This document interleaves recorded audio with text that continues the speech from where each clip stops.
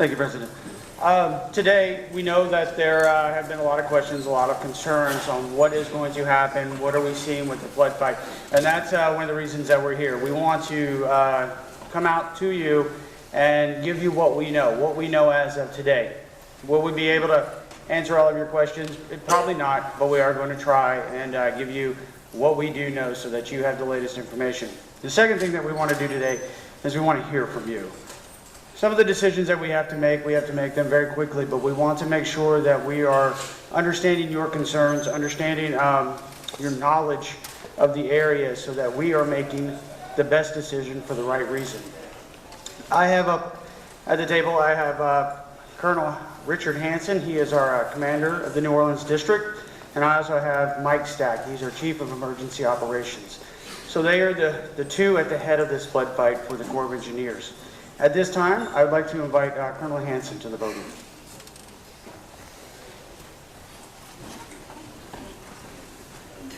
All right, well, good morning. And as Ricky mentioned, I'm Colonel Rick Hansen. I'm commander of the New Orleans District of the Army Corps of Engineers. Last night, we were in Morganza, Louisiana. It's a standing-only crowd in a little smaller room, but it was standing room only.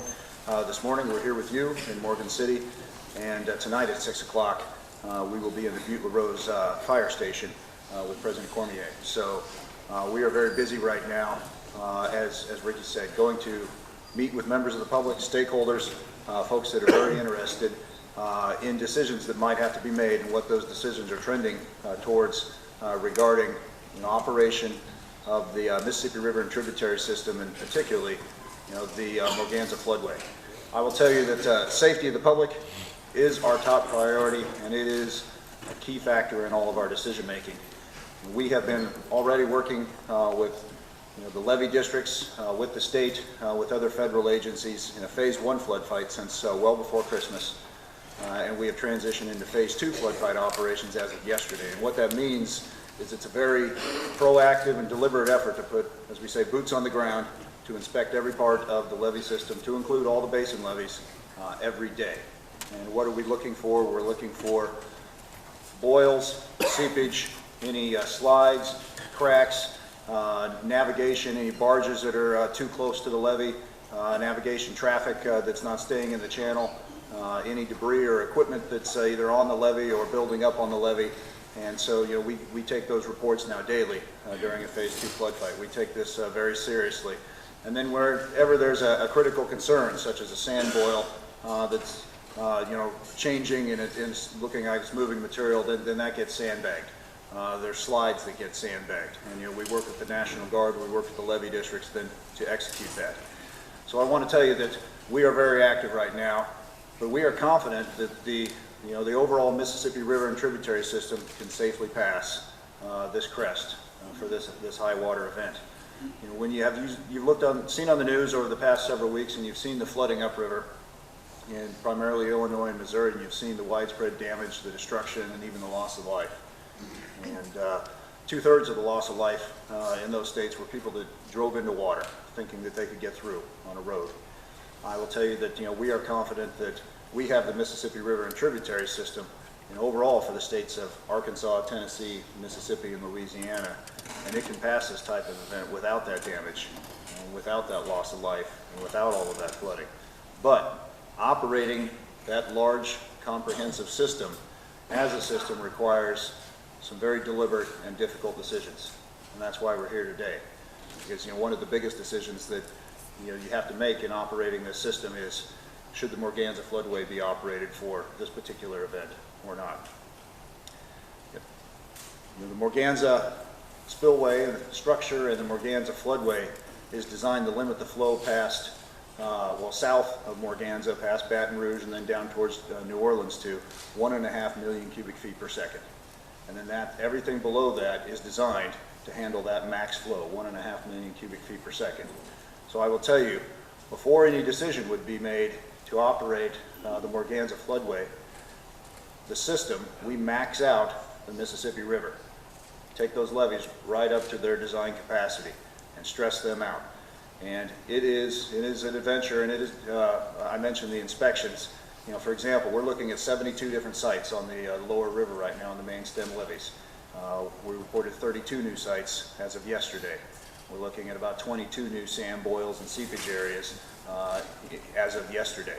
So it is not a minor matter to pass 1.5 million cubic feet per second down the main stem of the river. So rest assured that before any additional water comes into the basin, the main stem gets maxed out. And I want people to remember that. You know, there are two triggers to consider when operating the Morganza structure and the Morganza floodway, and it's whether we're going to reach 57 feet at the structure, and the forebay is already flooded there. It's 57 feet at the structure on the riverside, and then a forecast of 1.5 million cubic feet per second and rising in the National Weather Service 10-day forecast. I will tell you that as of now, we have both of those triggers in the forecast. We expect to reach 57 feet on the 13th. Slightly beyond that, there is 1.5 million cubic feet per second in the a couple days later in the National Weather Service forecast. So my recommendation to the Commanding General of the Mississippi Valley Division is to operate the floodway in accordance with the Water Control Manual. And right now, like I said, we have those two triggers in the forecast. Prior to that 57-foot elevation, we do operate what we call a slow opening ahead of that to fill the floodway slowly. That helps with some of the wildlife considerations. It is, in terms of environmental ecosystem, it is very rich, and there's anywhere from deer to black bear and other things that we do that in conjunction with the State Wildlife and Fisheries Agency to try to give some of that wildlife the opportunity to move to higher ground. All of that said, if the current forecast were not to change and we were to follow the Water Control Manual, that would lead to opening the first gate at Morganza on the 11th of January. Now, of course, that forecast could change, but with the current forecast that came out from the National Weather Service as of last night, and if we look at those numbers and then look at our Water Control Manual, that would be the first gate operating on the 11th of January. Now, I have briefed the decision maker in this case. I make the recommendation. The Corps leader who makes the decision on operation of floodways, Major General Weir, the Commanding General of the Mississippi Valley Division, it is his intent to operate the structure, again, in accordance with the Water Control Manual. He's out on that structure right now, and it is his intent to make a decision today. If he makes a decision, whether he makes a decision to operate or not operate, that decision will be made public as soon as he makes it. But again, that decision is, once he makes it, it doesn't mean it's locked in, because again, the National Weather Service changes their forecast every day.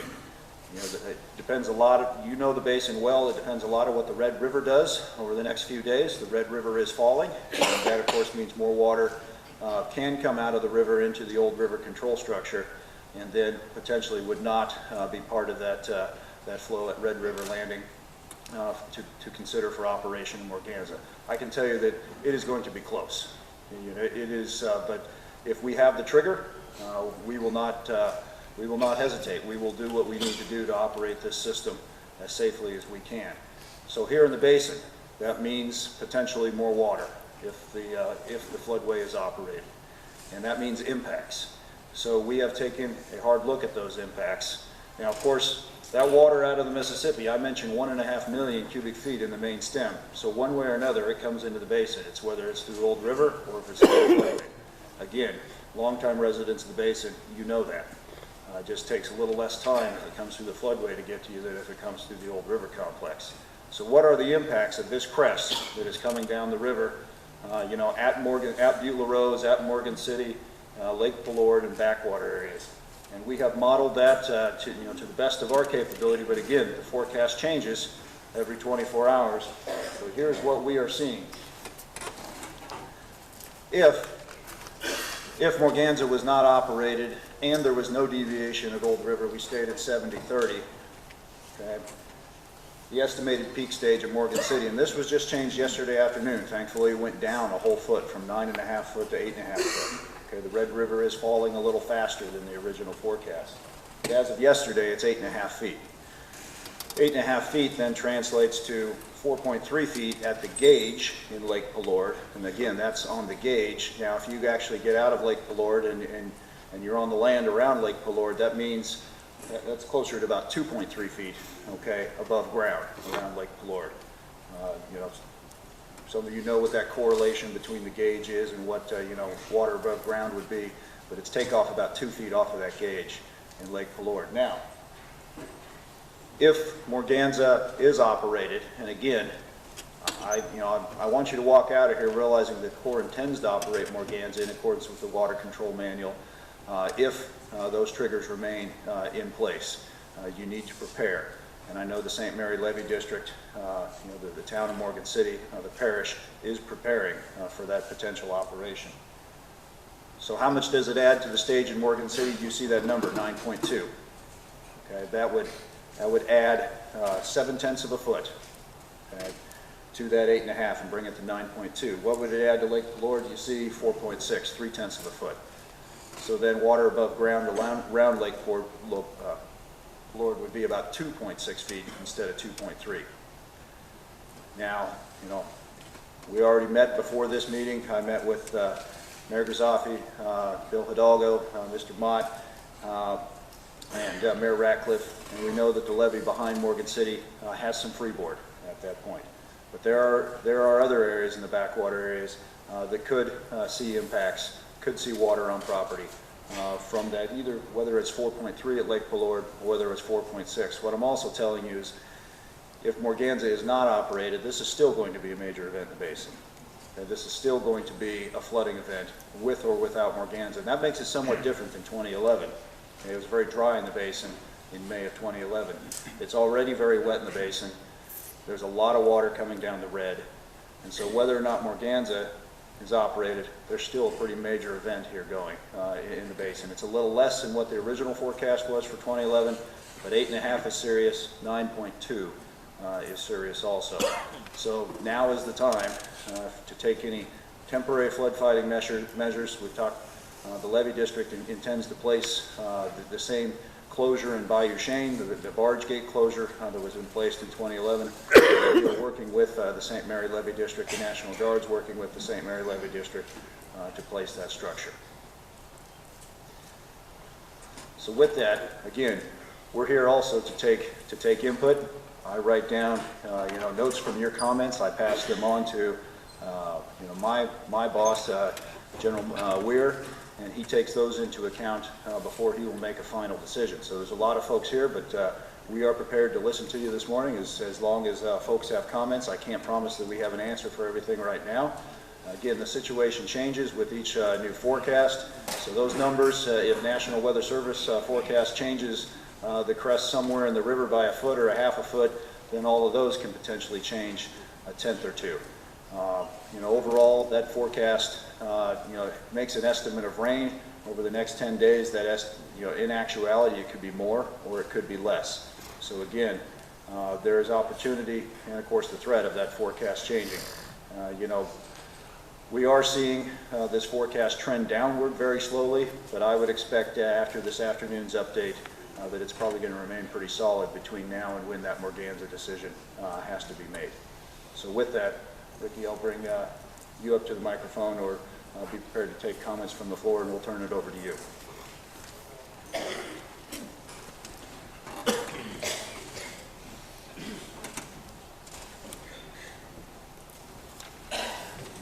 Hey everybody, we have a large audience, and so I am going to ask that you hold your question until I can get the mic to you.